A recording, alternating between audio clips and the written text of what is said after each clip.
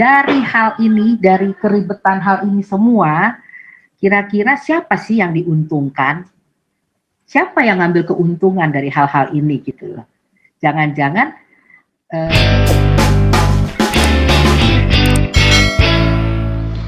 selamat malam. Selamat malam, bukan Najwa. Ya, selamat malam Pak Paul, Pak Putih, dan teman-teman semua. Iya. Apa namanya? Saya agak kaget juga sih tadi mendengar kenapa jadi Pak Paul ya yang jadi sasaran tembak pengacaranya KC ya. Itu cukup ya kita sebenarnya sebagai pengacara ya harusnya ya jangan sampai melakukan itu semestinya gitu loh. Karena itu nanti ada urusannya sama pelanggaran kode etik ya. Agak bisa sampai ke sana gitu loh. Walaupun istilahnya Pak Paul itu bukan warga negara Indonesia, tapi hal-hal seperti itu menurut saya harusnya jangan pernah dilakukan oleh tim pengacaranya Pak KC gitu loh. Itu satu. Saya diskusi sama teman-teman pengacara yang lain juga kita semua jadi bingung gitu loh. Ada apa denganmu Pak Kamarudin gitu loh. Terus yang kedua, mungkin Pak Paul perlu ini deh, perlu yang waktu Pak Jenderal Tobing itu bicara tentang strategi udah masuk jebakan lah bahwa ini sebenarnya ada strategi besar di balik segala macam persoalan ini gitu. Kalau bisa itu diputar lagi Pak Paul biar jadi jelas gitu loh bahwa ini sebenarnya bukan apa ya, bukan tiba-tiba gitu loh. Jadi kalau kita merenungkan satu persatu, oh ini ternyata tujuannya ini ya, ini begini gitu. Artinya sederhana lah. Ada oknum yang ingin membunuh Pak KC. Gitu kan? Nah, yang kedua, pertama dia pakai strategi dengan penyiksaan dan pemberian tinja oleh Pak Napoleon Bonaparte sesama tahanan ya. Tapi masalahnya hal itu berhasil di blow up ke seluruh dunia sehingga arahnya jadi berbalik kan. Artinya yang tadinya orang berpikir rasain lu KC lu berani-berani lu menghina penistaan agama gitu kan. Tapi karena tindakannya itu barbar, arahnya jadi berbalik gitu loh. Nah, oknum yang merencanakan ini mungkin kebingungan gitu. Wah, udah salah strategi nih kita nih. Yang tadinya maksudnya supaya ada simpati kepada Pak Napoleon Bonaparte, tapi malah jadi berbalik gitu loh. Dan saya juga baca itu NU dan Muhammadiyah juga mengutuk keras ya. Akhirnya mengutuk keras tindakan itu gitu. Karena udah dunia internasional. Yes, gitu. Nah, kalau saya berpikir strategi oleh oknum ini ya Pak, oknum ini kita nggak tahu nih siapa oknum ini adalah dia sekarang apapun caranya mungkin dia mulai mendekati tim pengacara gitu loh. Atau jangan-jangan mulai dari awalnya tuh tim pengacara ini yang ngaku-ngaku pro bono ini memang udah ada, sorry ya kalau saya katakan mungkin, ini kan mungkin ya, ada deal-deal gitu loh. Sehingga membuat Pak KC ini harus dibiarkan. Saya sih nggak sih pembiaran ya, tapi ini bagian dari strategi gitu. Nah, maksud saya nanti kalau misalnya Pak Putih dan teman-teman sudah ada titik terang ya dengan tim yang besok mau ke Bandung ya Pak ya, itu ya. Saya sih udah ini ya, udah coba kontak gitu dengan staf khususnya Pak Jokowi gitu. Dan mereka bilang kalau memang ada isu Bentar, bukan Najwa, yang dimaksud staf khususnya Jokowi jangan-jangan teman saya itu, teman asrama saya itu. Ya, nggak usah disebut namanya. Iya ya. Coba tanya aja kenal saya enggak itu. Iya. Nah, soalnya saya tahu orang ini. Itu apa namanya? Coba tanyakan ya, nanti ditanyakan ya. Kenal saya enggak? Kalau tak kenal kasih tahu ya. Kayaknya semua orang sekarang kenal Pak Paul. Bukan, maksudnya kenal baik nggak? Karena udah lama, udah dari puluhan tahun yang lalu maksudnya. Ya. Jadi memang udah disarankan kalau memang seperti itu, ya kita bikin semacam inilah ya, semacam surat tertulis gitu, dilengkapi dengan ya bilanglah kronologis dan segala macam itu. Jadi dia juga lebih enak gitu loh untuk bisa ya bilanglah berbicara dengan RI 1 gitu. Memang kita nih semuanya kalau dibilang karena belum jelas ya, jadi mau nggak mau saling curiga, udah gitu terpancing-pancing emosi. Cuman sederhananya gini aja Pak Paul, dari hal ini, dari keribetan hal ini semua, kira-kira siapa sih yang diuntungkan? Siapa yang ngambil keuntungan dari hal-hal ini gitu? Jangan-jangan dia justru sebenarnya yang merencanakan ini semua gitu. Jadi kita pikir aja nih kayak begini nih skenarionya seperti ini, yang dapat keuntungan siapa, yang dapat ya apa ya, yang hasratnya tercapai itu siapa gitu loh. Apa benar menurut si oknum ini kalau Pak KC itu terbunuh jauh lebih menguntungkan posisinya bagi dia atau malah justru merugikan gitu loh.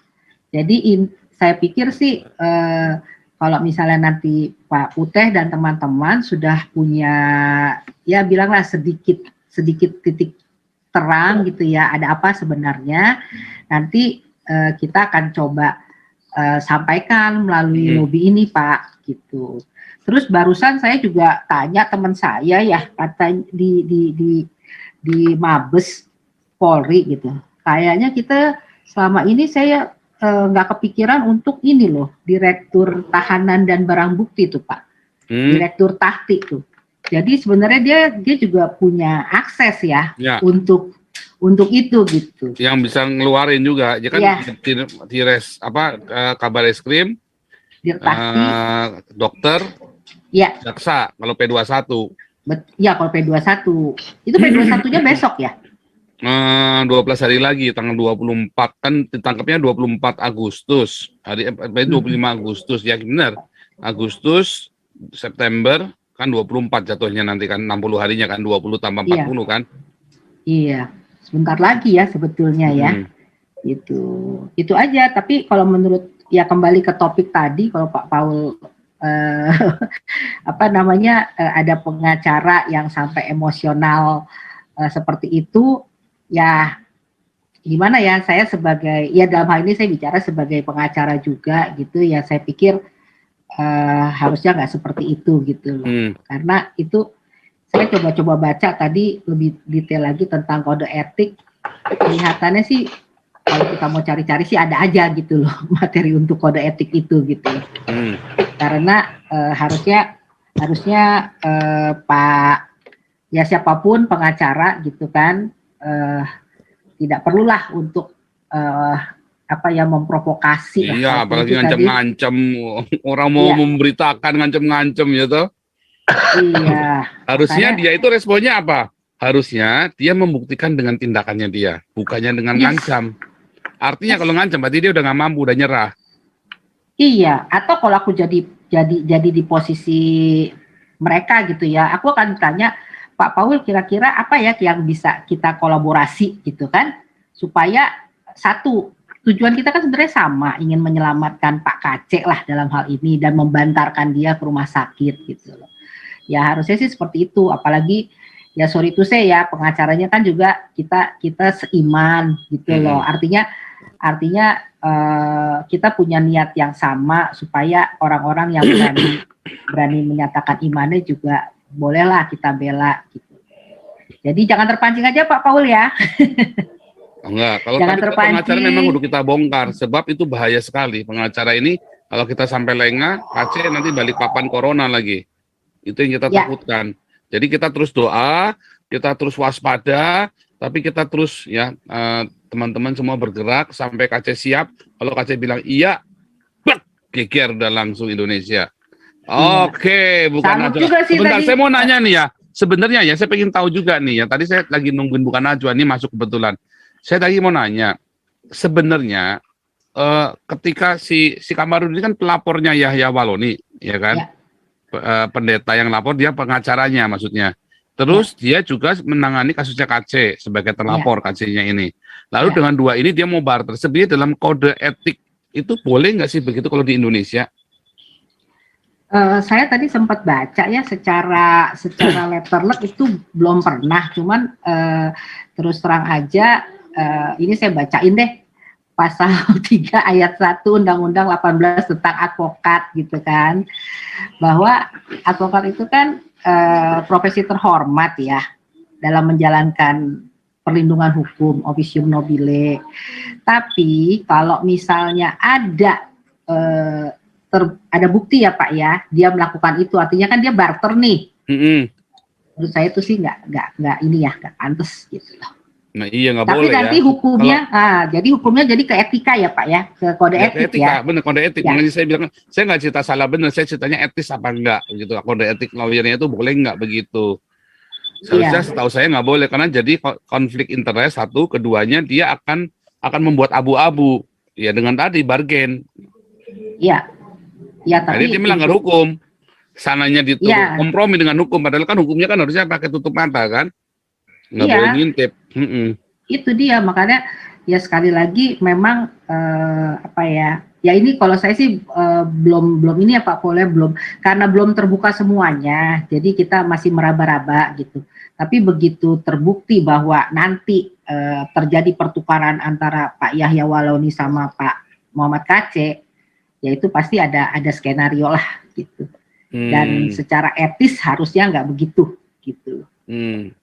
Tapi nggak mau, kalau MUI nggak perlu si Kamarudin, karena memang si Yaya, jadi gini ya, Kamarudin itu terlalu dia pikir hanya dia yang bisa ngelawan, bukan, itu memang kesengajaan. Kalau kita nggak teriak juga si Yaya Walloni nggak bakal ditangkap, nggak bakal bisa ditahan.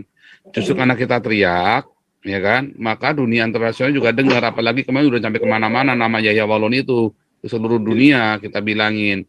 Nah kemudian Abdul Somadnya kan kemudian bilang nanti Yahya Walloni masuk surga duluan tuh, ya kan? Artinya apa? Itu sebuah metakomunikasi, sebuah bahasa bahwa nanti kamu yang masuk, tapi diangkat dulu sama si Somad supaya jangan sakit hati.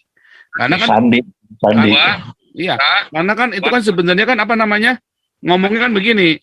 Siapa nih mau jadi tumbal? Somad, Yahya Walloni, atau siapa? Semua pada nggak mau. Ya harusnya satu ditumbalin. Nanti Somad segala supaya jangan ditangkap, supaya udah diem. Kan udah satu ditangkap. Jadi nggak ada alasan dong diskriminasi terhadap minoritas. Yahya Walloni ditangkap kok. Nah, makanya tuh akhirnya si Yahya Walloni ditangkap. Tapi Somad kasih angkat-angkat dulu dia nih, gitu loh, supaya ternyata Yahya Walloni nggak nyadar kalau dia lagi ditumbalin, mengamuk dia kan. Makanya kemarin pengacaranya dibubarin semua, terus dia langsung minta maaf. Nah, itu kan kelihatan banget ceritanya begitu. Jadi bukan Kamarudin yang hebat, bukan, nggak ada apa-apanya Kamarudin. Aduh. Ya, kita yang teriak juga nggak bisa itu. Iya, saya sih nunggu aja ya yang dari Pak Pute pertemuan besok itu. Kalau misalnya oke, nanti mungkin ya kita pakai inilah Pak, pakai jalur resmi ya. Gitu. Minimal orang yang bisa ngomong ke RI 1 lah yang ngomong gitu loh. Jadi bukan sekedar parlemen jalanan, tapi benar-benar orang yang memang tugas dan tanggung jawabnya itu memberi informasi kepada RI 1. Itu aja sih Pak. Ya. Kurang lebih gitu ya. Terima kasih. Selamat malam. Terima kasih tadi masukannya tadi ya, masalah kode etik. Itu saya lagi nungguin bukan Najwa itu. Oke.